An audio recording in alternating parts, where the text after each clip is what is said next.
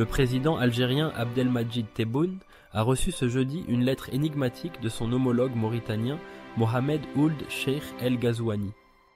Ce rendez-vous, dont le contenu reste pour l'heure secret, s'inscrit dans une série d'événements diplomatiques qui redessinent les contours de la coopération régionale.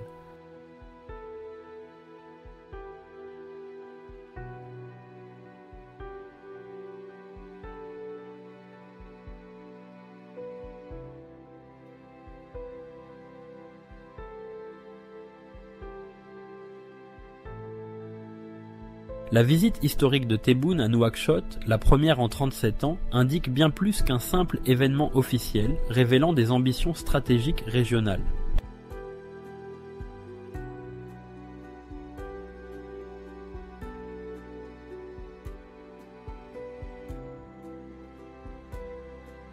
Quelques jours après sa visite en Mauritanie, le président Ould Cheikh El Ghazouani s'est rendu à Rabat pour rencontrer le roi Mohamed VI, renforçant ainsi les liens entre la Mauritanie et le Maroc.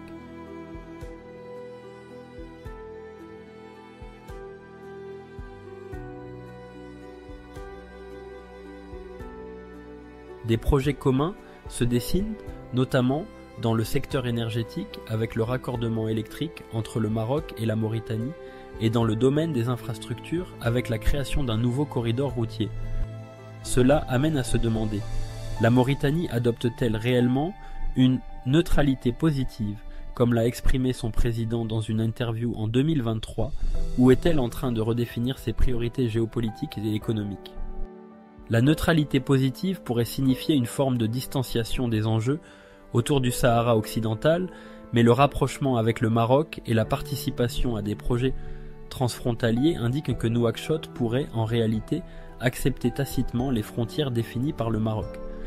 Ce repositionnement pourrait aussi être perçu comme une ouverture stratégique visant à favoriser des liens plus solides avec le Maroc et ses projets d'infrastructure tout en évitant les tensions avec l'Algérie. La question qui se pose alors est: quelle est la véritable motivation de la Mauritanie dans cette dynamique? L'objectif est-il d'établir une coopération économique accrue avec le Maroc ou d'assurer sa place dans un rééquilibrage des alliances régionales?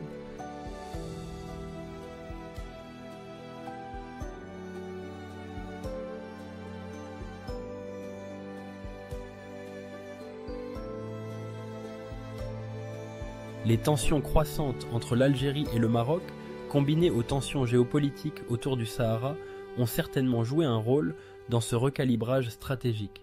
La Mauritanie semble chercher à maximiser ses bénéfices tout en minimisant les risques liés à un positionnement trop affirmé.